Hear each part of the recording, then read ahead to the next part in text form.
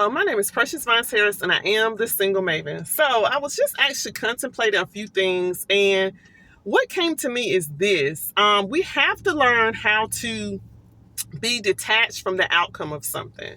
So let's just say, like, you're actually looking for a new job, or you're looking for a house, or I don't know, seeking a new relationship, right? You're looking for love. Whatever the case is, you have to learn the art of detaching yourself from the outcome, because if you don't learn how to detach from the outcome, you're going to be bound by it. And bound by it meaning you're going to be controlled by whether this thing happens or not, the timing of this specific thing, right? The effect of if it doesn't happen. And I think a lot of times we get consumed by goals, by visions that we have for our life, right? Whatever it is that we see ourselves as in the future, and we don't necessarily see that specific thing now, right? Or it's taking longer than what we expect to see that specific thing for it to come to fruition. We have to be able to detach ourselves from, number one, knowing the outcome, whether it's going to happen or not. But then also, if we believe it's going to happen or have a high hope that it will happen, detaching ourselves from the timing of all of it, or even the actual logistics surrounding it, right? So, like, let's just say you're a single woman and you're believing love or relationship for yourself, right? You're thinking, well, who is this going to be? What is he going to look like? When is it going to happen? Where am I going to be? At the end of the day, you're not going to know.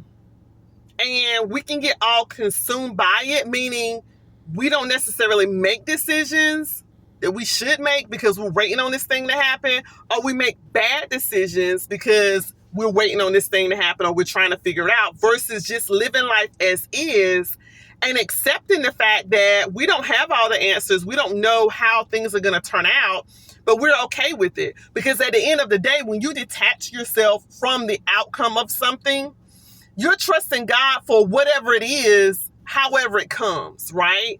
God, I trust your will for my life, however this turns out, whenever it turns out, whatever it looks like, because I know and believe you have my best interests at heart. And once we actually take that stance of believing God, trusting God, and stop worrying about this specific thing or things in our life, that's when we become empowered. Because at the end of the day, that thing is taking your power away because you're so all consumed by it, trying to figure it out, trying to maneuver through it, all of those things. We don't have control over a lot of those things, right? We have control over our mindset, the actions we take toward that goal, but we don't have control over the actual outcome, meaning we can predict how it's going to happen, when it's going to happen, where it's going to happen, who it's going to involve. We don't have all of those magical powers, so to speak. We're not God. So that actually leads us to trusting God, to believing God, and accepting his will for our lives, even though it may look differently in the timing, in the season, in the way that we would expect it to, because we believe that he has our best interests at heart, okay?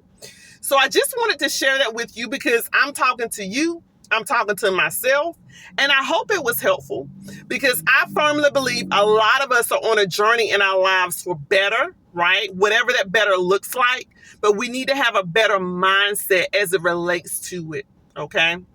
All right, I thank you so much for joining me for this motivational moment. Until next time.